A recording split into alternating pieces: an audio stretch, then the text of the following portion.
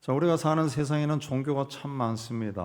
우리가 믿는 기독교를 비롯해서 이슬람, 유대교, 불교, 힌두교 등 이 메이저에 속하는 5대 종교뿐만 아니라 적은 수의 추종자를 가진 그 종교도 적지 않습니다. 인류학이나 종교학에 보면은 세계에 약 4,000개 이상, 이 크고 작은 종교와 분파까지 합하면은 1만 개 이상의 종교가 존재한다 그럽니다. 게다가 무당과 같은 미신을 포함하면은 실로 종교는 엄청납니다. 종교학에서는 무신론도 무신이라는 종교를 믿는다고 분류하니까 그냥 세상에 종교가 없는 사람은 아무도 없다 그렇게 볼 수 있습니다. 그런데 종교마다 신자들의 신앙을 지도하는 성직자의 길을 걸어가는 사람들을 훈련하는 과정은 다 나름대로 엄격합니다. 그 중에서 가장 중요한 것이 자기 종교의 정경, 즉 교리를 듣고 행하여 익숙해지는. 우리 기독교 측면에서 보면은 이 하나님의 말씀을 계속해서 듣고 읽고 연구하고 행하는, 말씀에 순종하는 그런 훈련을 하는 겁니다. 가톨릭의 그 신부 외에 수녀나 그 수도사들, 그 담안에서 생활하는 소위 봉쇄 수도원 뭐 이렇게 이야기하는데, 그 사람들이 그 수녀 수도사들 때 종신서원을 하는데, 종신서원할 때까지 한 10년 정도가 걸립니다. 세상을 떠나서 그 공동체 담안에 들어가서 거기에 들어온 사람들과 함께 생활하면서 기도하고 영성과 침묵을 훈련하고 또 교리를 공부하고 노동하고 봉사하고 또 선교하고 그런 활동을 합니다. 우리 개신교도 대학을 졸업하고 신학대학원에 가서 3년, 합해서 10년을 공부하고 또 전도사로 각 교회를 흩어져서 한 3년 공부해야, 훈련해야 한 10년 있어야 목사 안수를 주는데, 그 후에도 일반 교회에 들어가 부목회자로 다양한 사역을 배우고 익힌 후에 한 교회를 담임할 수가 있습니다. 정통 교단의 목회자는 대부분 그런 과정을 지킨 사람. 그 오랜 기간 동안 무슨 훈련을 합니까? 듣고 행하는 훈련이. 계속 말씀을 듣고 그대로 살고 실천하고 그게 익숙해지도록 훈련하는 거예요. 언어학계에서 세상에 태어난 아기가 말을 배우는 것이나 또 일반 성인이 외국어를 배우는데 걸리는 시간이 약 3,000시간 이상이 필요하다. 하루 4시간씩 꾸준히 학습하면은 약 2년이 걸린다고 그렇게 합니다.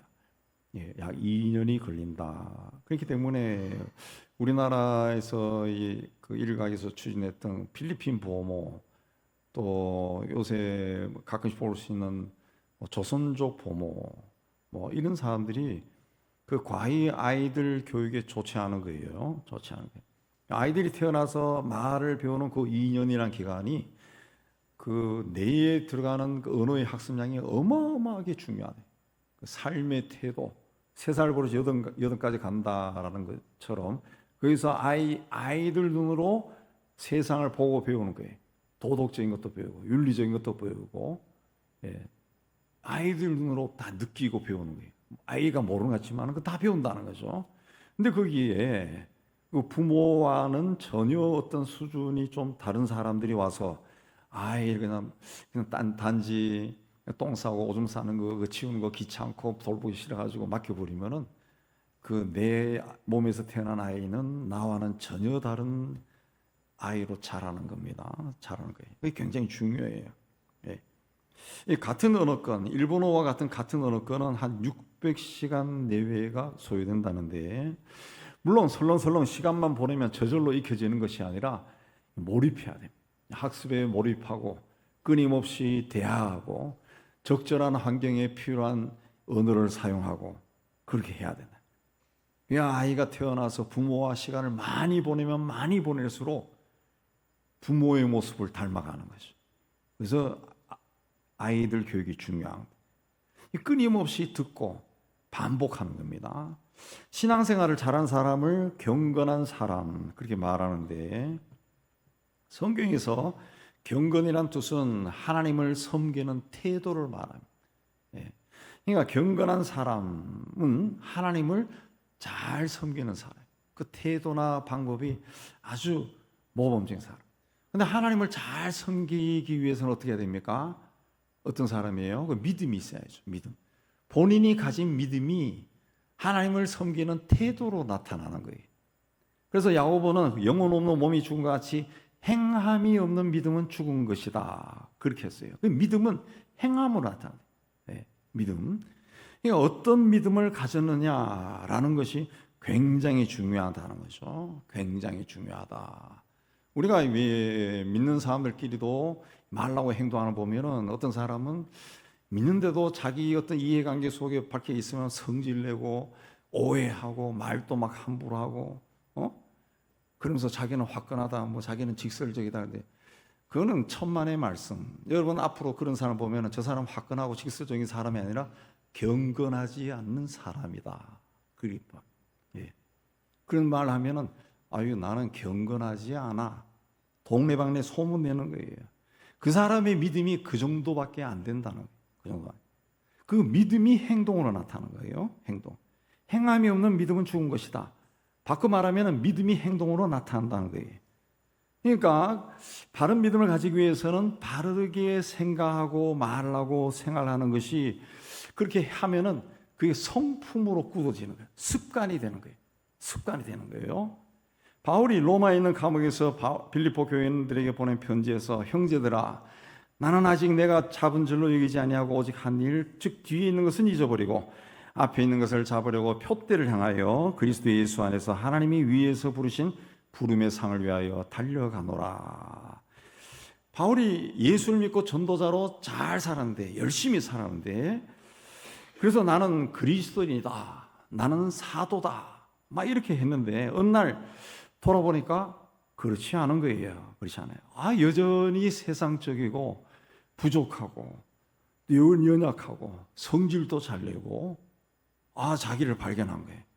그래서 이게 아니구나 해서 하나님이 주실 상을 바라보고 더 열심히 달려가겠습니다. 고백한 겁니다. 디모데전서 4장 8절에 보면은 육체의 연단은 약간의 유익이 있으나 경건은 범사에 유익하니 금생과 내생에 유익이 있다. 육체의 연단이란 말은 훈련, 트레이닝입니다. 트레이닝하는 거예요. 몸을 트레이닝하니까 유익하더라. 건강에 유익하니까 몸에도 유익해요. 근육도 생기고 마찬가지로 경건도 그렇게 훈련해야 그 훈련하면은 세상에 살 때나 훗날 하나님 앞에 갔을 때나 유익하다는 거예요. 유익하다. 세상에서 제일 유익하다. 막 운동하면 몸이 건강해지는 것처럼 경건도 그렇게 훈련하면은 내 세상에 살 때나 죽었을 때나 유익하다는 거예요. 그래서 경건은 세상에서 얻을 수 있는 돈이나 명예나 그 지식과 비교할 수 없는 하나님이 주시는 은혜요 축복이라고. 예, 경건. 이 경건이 뭐라 그랬어요? 하나님을 섬기는 태도다. 그러니까 이것은 태어날 때부터 그 사람의 성품대로 형성되는 것이 아니라는 거예요. 신앙 훈련에 의해서 형성되는 겁니다. 그러니까 경건한 사람은 저 사람은 태어날 때 저는 온유한 부모 밑에서 태어나가지고 평소에도 착하더니만 예수 믿고서도 착하네. 이게 아니라는 것이. 이게 아니라는 것이. 예. 누구나 경건한 사람으로 살 수 있다는 거예요. 예. 그래서 경건은 하나님을 섬기는 태도인데 그 섬기는 태도가 어디서 나와요? 믿음에서 나와. 그 믿음이 어디서 나옵니까? 말씀에서 나오는 게 말씀에서. 말씀을 많이 들어요. 그러니까 말씀을 많이 듣고 그 말씀을 실천하면은 행하면은 경건한 사람, 하나님을 섬기는 모습이 달라지는 것이고 금생과 내생에 복이 있는 사람입니다. 그 위에 우리는 하나님의 말씀을 들어야 돼요. 19절에 보면은 말씀을 듣기는 속히 하라. 속히 하라. 하나님의 말씀이 세상에서 가장 중요한 것이기 때문에 우선순위에 놓고 무엇보다도 가장 먼저 들어라 그랬습니다. 그래서 어떤 분은 아침에 일어나자마자 침대 옆에서 기도하는 사람도 있고 거기서 성경을 막 눈곱도 안 따는데 성경 읽는 사람도 있어요. 그 하나님 말씀을 가장 중요하게 여기는 예수님은 귀 있는 자는 성령이 교회에게 주시는 말씀을 들어라. 그리고 듣는 자가 복이 있다. 믿음은 들음에서 생기는 거예요. 근데 우리가 말을 들을 때 단지 귀로 듣는 것처럼 생각하지만 귀로 듣는 것이 아니라 생각으로 듣고 마음으로 들어요. 그러니까 어떤 마음으로 어떤 생각으로 듣느냐, 이게 중요한 거예요. 그게 중요하게. 우리가 친구와 만나거나 이웃과 만나거나 뭐 부모 형제와 만나거나 뭐 회의를 하거나 뭘 하거나 보면은 꼭 어떤 사람은 누가 말하면 오해하는 사람이 있어. 삐딱하게 듣는 사람이다. 삐딱하게. 예. 삐딱하게 들어요. 왜 그러냐? 그 마음이 삐딱한 거야. 그 마음이 삐딱한 거야. 예. 그 무슨 말 하면은 자기를 막 욕하는 걸로 막 받아들여. 그 삐딱하기 때문에 그런 거예요. 우리가 요새 카페에서 커피 같은 거 아이스 커피 먹으면은 스트로 딱 꼽아가지고 쭉 빨면은 쭉 올라오잖아요. 근데 스트로도 이렇게 삐딱삐딱삐딱 하거나 아니면 중간에 막혀 있거나 그럼 잘 안 올라와. 잘 안 올라와요. 그거 똑같은 겁니다. 똑같은 거예요. 그러니까 하나님의 말씀을 들을 때는 자기를 온전히 비우고 들어야 돼. 자기 생각, 자기 계획, 자기 꿈, 자기 비전, 자존심 이거 다 내려놓고 오직 하나님이 하시는 말씀만 듣겠습니다. 그런 마음으로 들어야 된다. 하나님은 내 생각은 너희 생각과 다르고 내 길은 너희 길과 달라서 하늘이 땅보다 높음 같이 내 길은 너희 길보다 높고 내 생각은 너희 생각보다 높다 그랬어요. 하나님은 우리의 생각이나 마음속 깊음까지 다 아신다는 것을. 그 하나님이 내 인생 나에게 이 세상에 사람으로 살아가게 하신 하나님이 내 육체를 지으신 하나님이 내 인생을 허락하신 하나님이 나에게 주시는 말씀이요. 그러므로 아멘으로 들어야 돼. 그리고 내 인생을 통해서 하나님의 뜻이 이루어지기를 원하는 마음으로 들어야 됩니다. 그래서 다윗은 내가 주께 범죄하지 아니하려 하여 주의 말씀을 내 마음에 두었다 그랬습니다. 하나님 보시기에 바른 길로 가기 위해서 내 마음에 하나님 말씀을 늘 심었다, 두었다 그렇게 고백한 겁니다. 오늘 21절 끝에도 마음에 심어진 말씀을 온유함으로 받아라 그랬습니다. 말씀이 마음에 심어졌다는 거예요. 그리고 그 말씀이 들려올 때 온유함으로 받아라. 그 말씀을 듣고 그 말씀에 의해서 내 잘못이나 또 그 말씀이 나의 잘못을 이제 지적할 때, 실수나 그런 걸 지적할 때 변명하려고 하거나 외면하지 말고 온유한 마음으로, 이 온유한 마음은 부드러운 마음, 그리고 되지만 열린 마음입니다. 마음을 활짝 열고 받아들여라. 그리고 돌아서라는 거예요. 돌아서라. 예수님도 그래서 온유한 사람이 복이 있다. 성령의 열매에도 온유함이 들어가 있습니다. 우리가 주님 안에 거하고 우리 안에 거하시는 성령의 인도함을 받으면은 하나님의 자녀로서 권세를 누리며 살 수가 있습니다. 그러므로 하나님의 말씀을 우리가 온유한 마음으로 받고 그 받은 말씀을 마음에 심어야 돼. 마음에 새겨야 됩니다. 그런 마음으로 하나님의 말씀을 받는 사람이 경건한 사람이에요. 경건한 사람. 그렇게 받을 때 나도 모르게 내 안에 심어진 말씀이 나를 그렇게 살게 만들어서 하나님을 잘 섬기는 자로 바꿔주는 거예요. 그런 사람이 경건한 사람. 경건한 사람. 자, 그러면 하나님의 말씀을 들었으면 어떻게 해야 됩니까? 첫째는 하나님의 사람답게 말해야 됩니다. 19절에서 21절까지 읽어보면 말, 썩내는 것, 더러운 것, 넘치는 악, 이게 서로 연결되어 있어요. 말, 성, 더러운 것, 악인데 이 더러운 것은 뭐냐 하면은 욕입니다. 욕. 넘치는 악은 저주하는 거예요. 저주하는 거. 사람이 화가 나면은 막 욕이 막 나와요. 욕이 나와요. 막 저주도 막 튀어나와요. 그래서 20절에 사람이 썩내는 것이 하나님의 의를 이루지 못한다. 하나님을 기쁘게 하지 못한다. 그랬습니다. 저희가 군대 생활할 때, 군대 3년 갔다 와가지고 자꾸 이야기해서 미안하지만, 군대 생활할 때 제가 최전방에 근무했거든, 철책선에. 그 70년대 중반, 후반. 그때는 군대 갈 때, 군대 올 때, 학교 어디 나왔냐, 이거 따지고 않았어요. 그 초등학교도 안 나온 사람도 군대 왔다고, 초등학교. 그리고 글을 모르는 사람도 있었어요. 예. 그런 사람들이 이제 막 제가 가니까 우리 막 위에 막 있더라고. 상병, 병장, 막 하사관들 막 그런 사람들이 학교를 제대로 안 나온 사람들, 초등학교도 안 나온 사람. 예. 그런 사람들 막. 이 사람들이 그 부산에서, 목포에서, 부두에서 노동자 하다가 또 깡패 하다가 뭐 이런 사람도 있어요. 이런 사람들.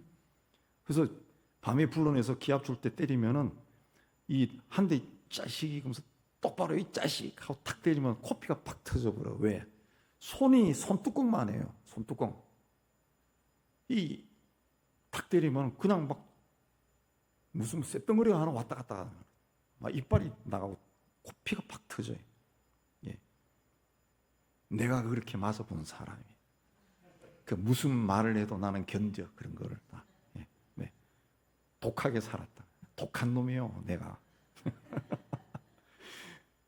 그리고 이 사람들이 하는, 저는 이제 아버지가 이제 교육자여서 선생님이어서 나름대로 이렇게 존중하는 교육을 받고 자라는데, 처음에 그 가니까 말을 하는데 무슨 말인지를 못 알아듣게 이해를 못했어요. 그럼 이해를 못하면 또 한 대 때려. 왜 이해를 못하냐? 욕이 너무 많은 거예요. 그 비천한 말이 너무 많아요. 쌍말이 너무 많으니까 이 사람이 지금 무슨 말을 했는지, 그 막 쌍말 속에 지식, 명령이 들어가 있는데 그 명령을 체크를 못하는 거예요. 그럼 또 병신 같다고 또 때려. 왜 그렇게 많습니까? 이 사람들 보면은 거의 다 가난한 가정. 옛날에 그 50년대 태어난 사람들 얼마나 가난합니까? 그 가난한 가정에 태어나서 초등학교도 못 다녀서 얼마나 가난합니까? 얼마나 가난해. 학교를 가본 적이 없어요.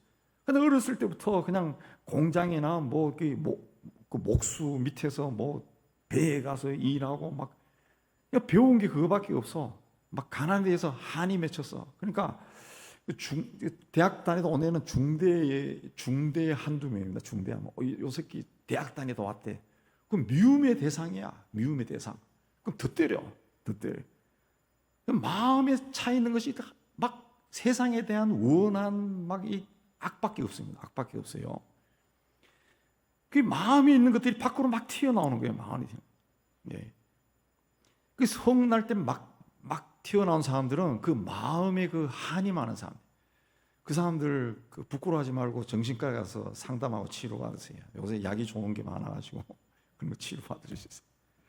그래서 21절에 성내지 않고 성을 내도 말을 성급 함부로 하지 않기 위해 우리 마음에서 더러운 것과 악한 것들을 버리고 하나님의 말씀을 받아들여라 그랬어요. 인간은 자기 생각을 말로 드러내고 말로 소통하고 말로 지식을 생산하고 그렇게 해요. 근데 말을 함부로 하거나 말 한 번 실수했다가 이 사회적인 관계가 막 어그러지는 경우가 얼마나 많습니까? 그러니까 모르면은 가만히 있는 게 나은 거예요. 가만히 있는 게. 제가 몇 번 얘기했지만은 그 5년 전에 외국에서 유학할 때 그 선생님이 교수가 불러와서 가서 하니까 아마 이렇게 훤하게 생기고 저놈은 괜찮다 싶어서 나를 불러와서 갔어요. 그러니까 그 한국 애들이 클래스에 몇 명 있었거든. 박사 코스.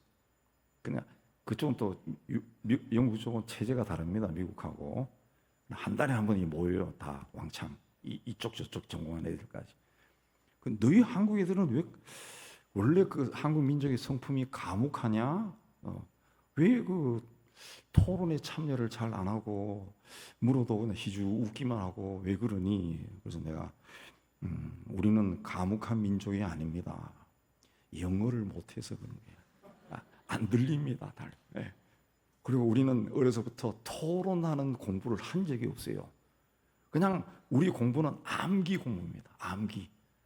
그러니까 뭔가 막 입에서 뭔가 나오려고 하는데 이게 맞는지 틀린지 본인이 확신이 안 되니까 말이 안 나오는 거예요. 요즘은 아마 유학 가면 말 잘하는 것 같아요.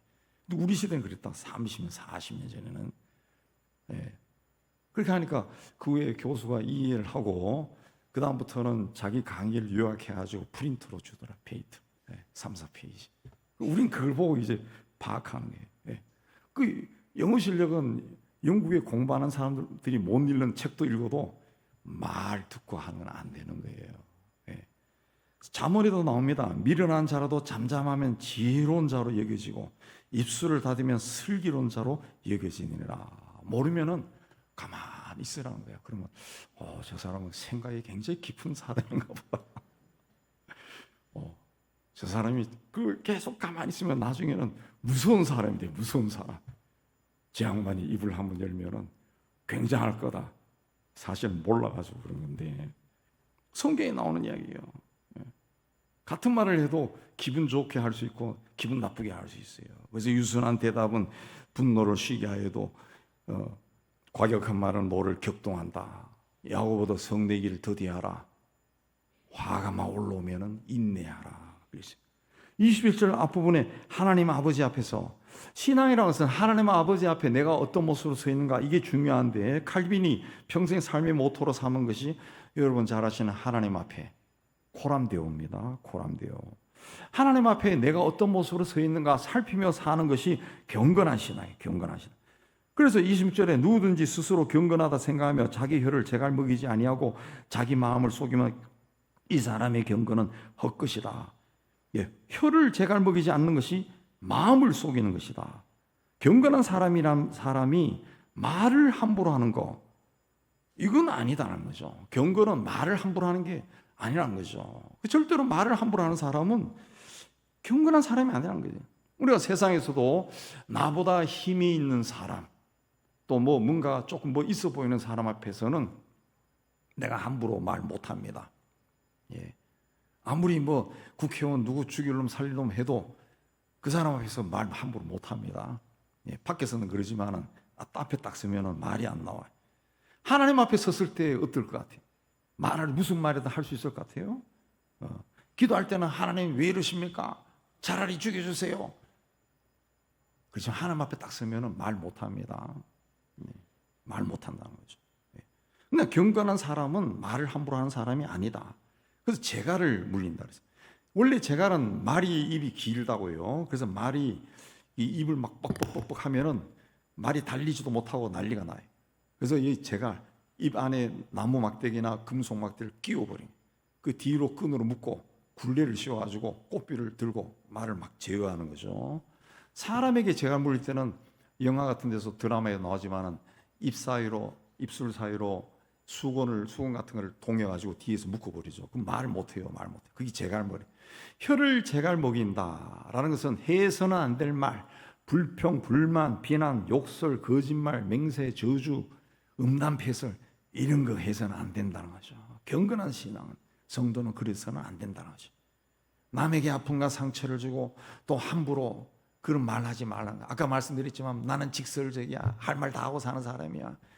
할 말 다 하고 사세요. 그러면 그거는 온 동네에 나는 경건하지 않은 사람이야 드러낼 뿐이야.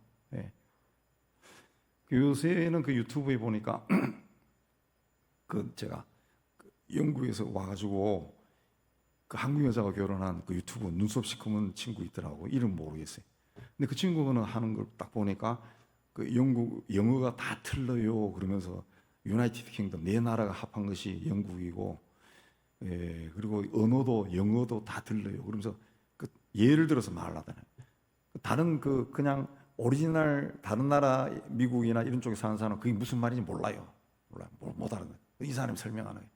또 왕족이나 귀족이 쓰는 말하고 서민이 쓰는 말.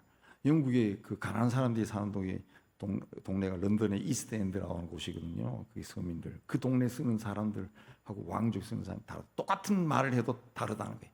전혀 다른 영어를 쓰는 거죠. 그게 흉내를. 그러니까 언어가 다른 거예요. 언어가 품위가 있다라고 하는 것은 언어가 달라요. 쓰는 단어가 달라져요. 쓰는 단어가 달라요. 아까 제가 말씀드렸지만은 그냥 가난하게 막 집에 태어나서 막 고생만 하다가 때가 돼서 군대 오니까 그냥 나오는 말에 막 그런 거예요. 근데 일반적으로 대단한 집이 아니어도 그냥 평범하게 부모 밑에서 이렇게 자라가지고 군대 온 애들은 듣기에는 무슨 말인지 모르는 거예요. 막. 그러니까 가끔 가다가 사고 나는 것도 제가 군생을 한 이 것으로 이해하면은 그 문화의 차이 때문에 막 사고 나는 것 같아요. 군에 가는 애들. 착하게 자라는 애들이 가가지고 혼자 자라는 남자애들이 가서 막 못 견디는 거예요. 막 부딪히니까 이 문화가 다른 거예요. 문화가. 그러니까 품이 있는 삶이나 인격이라는 것은 뭐 제일 먼저 본인이 그런 말을 사용해야 돼. 품이 있는 말, 아주 훌륭한 말, 은혜로운 말, 똑같은 말도 덕스럽게 하고, 칭찬하고 축복하고, 그렇게 하는 사람이 경건한 사람, 말씀을 실천하는 사람이다. 두 번째는 사람을 존중히 여겨야 됩니다. 사람 중에서 제일 중요한 사람이 누굽니까? 나 자신이요. 아무리 부모, 형제, 자매, 자식이 중요하다고 사랑한다 할지라도 나 자신보다 중요하지 않습니다. 아우, 나는 그렇지 않은데 나는 내 자식을 위해 생명을 바칠 수 있어. 그 진짜 같지만 가짜입니다. 왜? 여러분 심한 감기 몸살 들어봤죠? 한두 번씩은 다 들어봤고, 또 어마어마한 두통에 시달린 적도 있을 거예요. 방바닥을 기어다닌 적도 있을 겁니다. 그때 사랑하는 아들, 딸이 눈에 보입니까? 눈에 하나도 안 들어와요. 오직 내가 죽고 싶은 거예요. 머리 아파 죽는 거야. 몸이 막 두두두 떨리는 거야. 나밖에 생각 안 나요. 나밖에. 그게 인간입니다. 그게 인간이. 예. 그러므로 우리는 제일 먼저 자기 자신을 존중히 여기는 삶을 살아야 돼. 돌아보면 의외로 자신을 존중하지 않는 사람들이 굉장히 많아요. 우리나라 자살률이 OECD 1위라 그러죠. 그 자료를 찾아보니까 매년 다양한 연령층, 뭐 10대부터 그 막 80, 90까지 그냥 1년에 10,000명 이상, 작년 통계는 14,000 몇백 명이 스스로 생을 마감했더라고요. 왜 이런 일이 나냐? 어린 시절부터 물질 중심적이고 경쟁 중심적이고, 나아가 조선시대부터 다양한 계층에 존재하는 다양한 차별의식, 그 때문에 봅니다. 이게 뭐냐, 뭐 우리가 알고 상상하는 거 이게 어떤 거냐 하고 말하라 그러면 다 나올 거예요. 나는 그렇지 않아 하지만은 내 피 속에 내가 알고 있는 전통 문화, 내가 배운 것에 그게 다 들어가 있는 거예요. 다 들어가. 그걸로 사람 판단하는 거예요. 이게 굉장히 심한 거예요. 굉장히 심한 거예요. 그 스스로 생명을 끊는다. 이건 극단적인 방법인데 자기 자신을 존중히 여기지 않는 거예요. 존중해. 우리는 어린 시절부터 이기적인 방법이 아니라 인간으로서 자신을 사랑하는 법을 가르치고 배워야 돼요. 그렇게 배운 적이 없으면 지금부터라도 그렇게 배우고 살아야 됩니다. 살아야 돼요. 이 3층에나 이 새벽 기도회 하러 새벽 이 지하에 내려오고 3층에 또 새벽 기도 끝나고 이래 저는 주로 3층에 올라가서 이렇게 있는데, 보면은 가끔 가다가 바퀴벌레를 봐요. 바퀴벌레. 그러면 제가 바퀴벌레 봤을 때 바퀴벌레를 목사니까 축복할까? 발로 밟아버려요. 바퀴벌레는 반드시 발로 밟으면은 탁! 그런 소리가 나더라고요. 어이씨, 오늘 또 생명을 죽였네. 막 양심에 막 끓이낄까?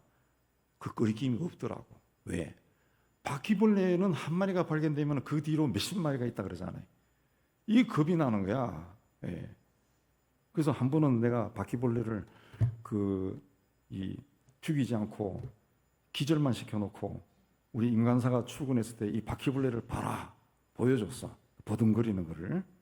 그러니까 인간사가 즉시 약을 사가지고 막 온 동네 다 뿌리고 막 그러더고 막. 예. 그러나 이 등산을 할 때나 숲길을 걸을 때 발견되는 지렁이, 때로는 뱀도 보는데 걔들은 내가 죽이지 않습니다. 왜? 징그러워서. 그것도 있지만은 그래도 안 죽여. 그냥 옆으로 치워주든가 뭐 그렇게 해요. 예. 우리가 동물이나 식물이나 새나 곤충이 아니라 사람으로 태어났다는 거, 이게 얼마나 축복이고 존귀한 건지 알아야 됩니다. 내가 인간으로 태어난 것 자체가 하나님이 나를 끔찍하게 생각하신 것이고 나를 세상에 보낸 뜻이 있다는 것을 알아야 됩니다. 알아야 됩니다. 나는 내 인생 아무리 살펴봐도 하나님의 어떤 그 세상을 창조하신 하나님의 그 위대하신 뜻이 내 인생에는 없는 것 같은데, 공부도 못하고 돈도 없고 직업도 신통찮고, 그 남과 비교해서는 안 되는 거예요. 나 자체로 존재하는 것 자체가 굉장히 귀한 거예요. 귀한 거예요. 그러므로 지금 나를 사랑하고 내 삶, 현재 내 삶을 감사하고 기뻐하고 즐거워해야 됩니다. 즐거워해. 요즘은 이제 힘들고 나이 들어서 잘 안 하는데 젊은 시절에는 아주 막 힘들게 목회도 막 큰 교회 부목사 뭐 어마어마하게 바쁩니다. 막 힘들 때는 제가 나름대로 세운 원칙이 뭔가 하면은 한 달에 한 번은 나를 기쁘게 하자. 예, 그게 있었어요. 그래서 한 달에 한 번 돈을 모아가지고 아내와 같이 가는 게 아니고 나 혼자 맛있는 집에 가서 혼자서 맛있는 거 나를 기쁘게 해주는 거예요. 그게 내 삶에 지금까지 쭉 남아 있어가지고 몸이 뭐 그렇고 할 때는 오늘 나를 기쁘게 하자. 뭐 우리 사람 그런 잘 안 따라다녀. 산에 간다. 산에 등산도 막 힘들게 올라가는 것이 아니라 그 좋은 경치 보러 가서 나를 기쁘게 하는 거예요. 예, 그 좋은 자리에 제가 잘 아는 그런 자리에 앉아가지고 커피 따라가서 쭉 마시면서 행복해지는 거지. 나를 기쁘게 하는, 내 몸을 막 기쁘게 하는 거예요. 기쁘게 하는 거예요. 그 자기를 사랑해야 되는 거예요. 자기를 축복해야 돼. 자기 인생을 존중해야 돼. 존중해야 돼. 예. 신앙생활도 마찬가지입니다. 맨날 세상 사람들이 부러워하는 그런 복을 받고 싶어가지고 하나님 하나님 하고 열심히 나가는 것이 아니라 천지 만물을 지으시고 나의 생사복을 주관하시는 하나님, 그 하나님을 생각하며 하나님을 경배하는 생활을 해요. 하나님, 그 하나님만 바라보고 하나님, 내가 이 하나님을 알게 된 거 얼마나 큰 은혜고 축복입니까? 그 감사하고 그렇게 하는 것이 제대로 된 신앙생활이에요. 22절에 자기를 속이는 자는 듣기만 하는 자다. 이건 뭡니까? 자기를 속이는 것은 스스로 자기를 속인다 착각하고 오해하는 거예요. 오해하는 거예요. 잘못된 방향으로 생각하는 거죠. 예수께서 나더러 주여 주여 하는 자마다 다 천국에 들어갈 것이 아니요 다만 하늘에 계신 내 아버지 뜻대로 행하는 자라에 들어가리라. 그날에 많은 사람들이 나더러 주여 주여 우리가 주의 이름으로 선지자 노릇하고 주의 이름으로 귀신을 쫓아내고 많은 권능을 행하지 아니하였습니까? 그러나 그때 내가 그들에게 밝히 말하기를 내가 너희를 도무지 알지 못하니 불법을 행하는 자들아 내게서 떠나가라. 이 사람들은 주님을 위해 열심히 일했습니다. 그런데 주님으로부터 왜 이런 말을 들었습니까? 자기 이익을 위해 열심히 신앙생활을 한 겁니다. 주여 주여 하고 기도도 열심히 했지만 그 기도가 뭡니까? 주님의 뜻이 아니라 내 꿈과 욕망과 계획이 이루어지게 해달라고 열심히 간절히 부르짖고 기도한 것밖에 없어요. 주의 이름으로 선지자 노릇하고 귀신 쫓아내고 권능을 행하니까 사람들이 막 몰려와서 그냥 하나님이 사람이다 그러고 하나님의 능력이 임했다 그러고 막 그러면서 대접하고 막 존경하고 하니까 더 우쭐해져 가지고 더 열심히 그 다음에 내가 어느 순간에 주님은 사라지고 자기가 영광 다 받고 있는, 자기 영광 다 받고 있는. 제가 요즘은 미디어가 발달돼 있으니까 유튜브나 아니면 뭐 이런 등등으로 쫙 보니까 이제 그 알고리즘이 떠가지고 저한테는 그게 자꾸 뜨더라고요. 보니까 그런 그 소위 하나님 이름으로 일하는 사람들 많이 나와요. 그 보면은 별로 희한한 사람들이 다 있더라고. 예수 이름으로 일한다는. 그건 뭐 우리나라뿐만 아니라 아프리카에도 그런 자들이 있어요. 아프리카에도 그런 자들이. 어마어마한 아프리카에서 어마어마한 세단에서 내리면서 흰 옷 입고 내리고 또 누가 또 엎드려 그 밟고 지나가고 그 이상한 일이 참 많아. 그 열심히 일하고 할 때마다 사람들이 모이고 막 할렐루야 하는 자기를 위해 한 거예요. 자기를 위해. 그 27절 하반절의 경건이 뭐냐? 자기를 지켜 세속에 물들지 아니한 것이다. 지켜라. 이 뜻은 감시하라는 거죠. 세상 풍조, 세상 욕심에 물들지 않도록 스스로 철저하게 감시해라. 내가 지금 하나님 앞에 어떤 모습으로 서 있는지 자세히 살펴봐라. 그랬습니다. 로마서는 너희는 이 세대를 본받지 말라. 그랬습니다. 이 세대가 그러니까 그걸 자꾸 따라가지 말라 그랬어요. 우리 미디어가 발달하기 전에는 동성애가 뭔지 몰랐습니다. 근데 미디어가 발달하면서 신문, 방송 또 스마트폰에서 막 뉴스도 막 뜨니까 이 동성애에 대해서 호기심도 생기는 거예요. 한번 가서 구경을 해볼까? 사탄이 연약한 자들을 유혹하고 거기에 넘어가는 거예요. 그래서 요한일서에 세상에 있는 모든 것이 육신의 정욕과 안목의 정욕과 이생의 자랑이니 다 아버지께로부터 온 것이 아니요 세상으로부터 온 것이니까 세상이나 세상에 있는 것을 사랑하지 말라 그랬어요. 주님은 우리에게 너희는 세상의 소금이다. 타락하고 부패한 세상에서 소금 같은 역할을 해야 된다. 세상에 아무리 썩은 냄새가 진동한다 할지라도 너희는 그곳을 맛있는 곳으로 만들어라. 그랬습니다. 또 너희는 빛이다. 세상의 빛이다. 어둠의 세력이 아무리 지배한다 할지라도 너희는 세상에 빛을 비춰라. 그랬습니다. 그런 세상에 하나님이 나를 하나님의 형상을 닮은 사람으로 보내신 거예요.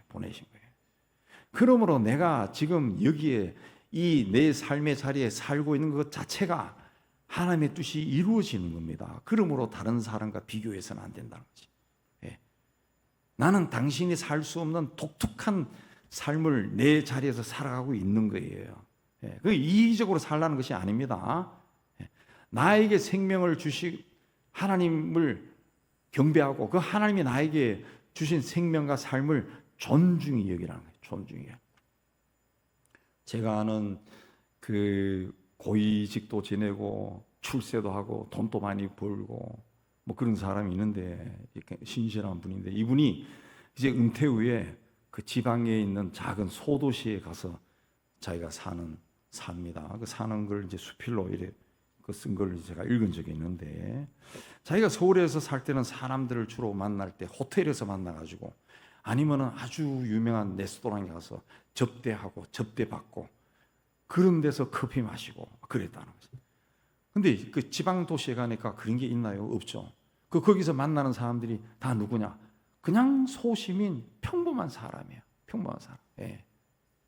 뭐 구급 공무원으로 은퇴한 사람, 뭐 환경 미화원으로 은퇴한 사람, 뭐 작은 가게를 평생 하는 사람, 이런 사람이에요.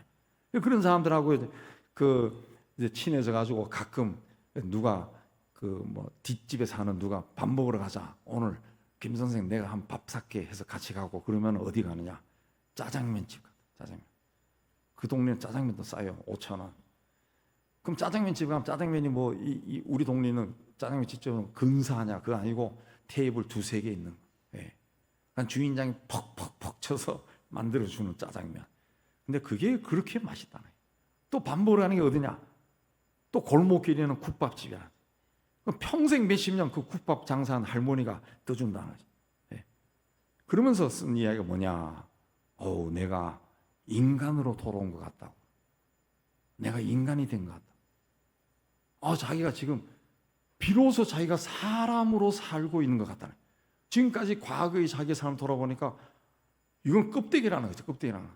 아무런 정도 없고 아무것도 없고 그냥 이해관계 따라가지고 형님 하고 선배님 뭐 장관님하고 뭐 이래서 한 거지 아무것도 아니라는 거죠. 아무것도. 여기 사니까 정말 인간이라는 거지. 예. 시장에 가도 뭘 사도 또 하나 더 주고 돈 잊어봤다고 오면 이따 오다 주세요 그러고 그게 사람이 사는 곳이라는 거죠. 예. 그래서 자기가 지금 이 삶을 너무너무 사랑하고 행복해한다. 그 쓴 글을 읽어봤는데 우리는 누구와 비교하지 말고 지금 내가 살아가고 있는 그 삶의 자리를 사랑해야 돼. 사랑해야 돼. 자기를 사랑해. 자기를 사랑하지 않는 사람은 남을 사랑할 수 없습니다. 예. 그래서 예수님 또 너를 사랑하는 것처럼 이웃을 사랑하라 그랬어요. 예. 두 번째는 소외된 자를 돌봐라. 27절에 고아와 가부를 환난 중에 돌봐라. 고대 시대의 고아나 가부는 아무것도 없는 사람이에요. 사람이 살기 위해서는 관계를 맺어야 되는데 사람이 관계를 맺는 가장 기본적이고 중요한 관계가 부모 그리고 부부입니다. 부부. 이게 전체적으로 말하면 가족이죠. 가족. 근데 이 사람 고아나 가부는 이 가족이 해체돼 버렸어요. 그리고 이들이 처한 환경을 환난이다 그랬어요. 환난이다. 굉장히 힘든 상황에 처해 있다. 어떤 환난입니까? 단절된 거예요. 이 가족이라는 것은 부모, 아내와 남편, 가족. 이건 그냥 세상 살 때 딱 붙어 있어야 되는데 이게 그냥 억지로 찢어진 겁니다. 찢어진 거예요. 찢어진 거예요. 가끔 가다가 뭐 인간극장이나 이런 데서 보면은 30대, 40대에 속한 그 외국의 이방 간 사람들이 부모 찾아오는 거 있어요. 보면 굉장히 슬픈데 그 중에는 그 이방 부모를 잘 만나가지고 거기서 성공한 사람들이 있고 이방 부모에게서 버림받아가지고 거의 노숙자까지 된 그런 사람들도 나와요. 노숙자. 예. 근데 성공한 사람들은 부모 형제를 찾으면 또 부모 형제들이 또 반갑게 맞이해 주는데 노숙자가 되고 이런 사람들은 안 만나려고 그러더라고. 그게 환난입니다. 환난. 거기서 어떻게 본인이 벗어날 수가 있어요? 아무도 벗어날 수 없는, 지금도 그렇지만은 고대 시대는 더 힘든 거예요. 예. 굉장한 슬픔과 고통과 괴로움 속에 사는 거예요. 근데 하나님 아버지 앞에서 정결하고 도르면 경건은 바로 이런 환난 만난 사람을 돌보는 것이다. 여기는 고아와 과부와를 그 환난 중에 돌보라 그래가지고 그 문자 그대로 고아와 과부만 잘 돌보면은 경건한 신앙생활이다. 그래서 과원 돕고 뭐 미혼모 이런, 그게 아니라 이 포인트는 환난을 만난 사람이다. 환난 중에 있는 사람을 돌보라는 거죠. 그런 사람이 경건. 일반적으로 경건한 신앙 그러면은 예배 열심히 드리고 기도 많이 하고 전도하고 봉사하고 기도할 때도 다른 사람 보는 앞에서도 손을 모으고 눈을 감고 무릎을 꿇고 그냥 쫑알쫑알쫑알 하면 경건한 사람. 저 사람이 어떻게 저리 기도 안 해? 나도 배워야 되는데. 그러나 성경은 그게 경건하다 아니하고 환난 당한 사람을 돌보는 것이다 그랬어요. 예수님도 세상에 있을 때 이런 사람들을 가장 먼저 챙기셨습니다.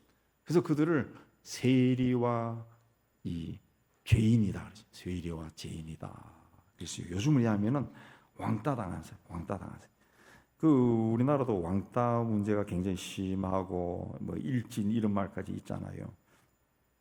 근데 제가 이래 주소들은 아마 그래도 이 교회 학교 다니고 교회 다니는 애들이 자기 학급에서 그런 당한 애들을 보호하더라고. 같이 그냥 뭐 해도 그런 사람들 친구 돼주고 그렇게 해주더라고. 그 경건이 뭐냐? 하나님을 섬기는 태도예요. 태도. 하나님을 섬기는 태도. 초대교회는 재산과 소유를 팔아 각 사람의 필요를 따라 나눠줬다. 누구에게 나눠줬어요? 고아와 과부입니다. 결과 백성에게 칭송받고 날마다 구원받는 사람들이 더해졌다. 진정한 축복은 우리가 세상에 자랑할 수 있는 뭔가를 가졌다 이것이 아니라 필요한 사람에게, 환난 중에 있는 사람을 내가 진실로 돌보느냐, 이런 마음이에요. 예수께서 그래서 누구든지 나의 말을 듣고 행하는 자는 그 집을 반석 위에 지은 지혜로운 사람이고 듣고 행하지 않는 사람은 모래 위에 지은 어리석은 사람이다 그랬습니다. 계시록에는 예언의 말씀을 읽는 자나 듣는 자 가운데 기록한 것을 지키는 자가 복이 있다 그랬습니다. 마지막 계시록 22장에도 보라 내가 속히 오리니 이 두루마리 예언의 말씀을 지키는 자가 복이 있다. 신앙이 성숙해 보이지 않는데 본인이 성숙했다, 성숙하다, 나는 신앙생활 잘해 라고 생각하는 사람들이 있습니다. 이 교회에서 이 직분 받은 사람들 중에 그런 사람들이 있어요. 직분 받지 않은, 미안하지만 직분 받지 않은 사람들은 나는 이래서 안 받아요 그렇게 주장하는 사람도 있는데, 직분 받은 사람들이 성숙하지 않은데 본인이 성숙하다 이렇게 생각하는 사람들이 있습니다. 괜히 그냥 목사가 또 나를 욕하네 그 듣지 마요. 다른 이야기도 할 거니까. 개신교나 가톨릭이나 기독교 각 종파 성직자 가운데 이런 사람들이 굉장히 많습니다.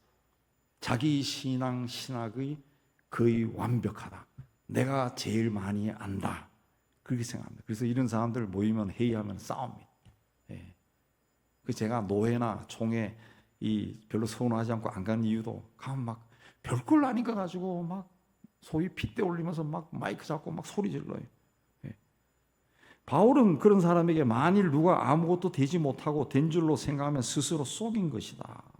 계시록에도 네가 말하기를 나는 부자라 부유하여 부족한 것이 없다 하나 내 공고한 것과 가련한 것과 가난한 것과 눈먼 것과 벌거벗은 것을 알지 못한다. 23절에도 말씀을 듣기만 하고 행하지 않은 사람은 거울로 자기 얼굴을 본 후에 돌아서면 잊어버리는 자다. 거울을 보고 얼굴에 뭐가 묻었습니까? 더러우면 씻어야 되는데 거울 보고 아이고 뭐가 묻었네 하고 돌아서니까 잊어버렸어요. 잊어버렸어요. 치매가 아니고 상습적으로 그렇게 하는 사람이 듣기만 하고 행하지 않는다는 거죠. 말씀을 공부하고 연구해서 그 지식이 많은데 하나님 그 말씀에 자신을 비춰보고 돌아보고 반성하고 회개하고 또 순종하려고 애를 쓰지 않고 살기 때문에 세월이 흘러도 품성이 변하지 않아. 품성이 변하, 성격이 변하지, 인격도 성숙하지 않아. 하나님 앞에 바르게 서지 못해요. 이런 성직자들이 뭐 평신도 마찬가지고 2차 대전 때 나치 독일을 축복하고 지금 아직도 벌어지고 있는 우크라이나를 침략하는 러시아 군대를 축복하고 또 공산주의와 사회주의와 독재 정권을 축복하고 그리고 세상적인 이득을 챙김. 그래서 세속을 가지 말라 그랬습니다. 세속에 물들지 말라 그랬습니다. 경건한 신자는 하나님의 말씀을 가까이 하는 사람입니다. 말씀을 듣기만 하는 것이 아니라 행하는 사람입니다. 행하는 사람. 오늘 기독교인들이 세상으로부터 욕을 먹는 이유가 뭡니까? 말씀한 대로 살지 않는다는 거죠. 그래서 기독교에 대한 그 우화 중에 하나가 뭡니까?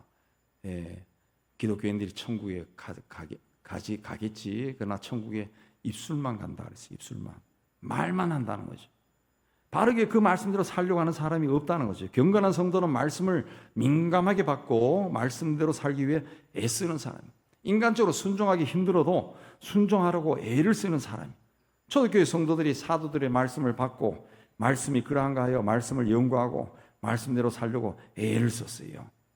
자기들이 봐도 이 사람 실수도 많고 잘못도 하고 성격도 아직 다듬어지지 않는 그런 사람이지만 이 사람이 전하는 말씀을 사람의 말이 아니라 하나님의 말씀으로 받고 순종한 겁니다.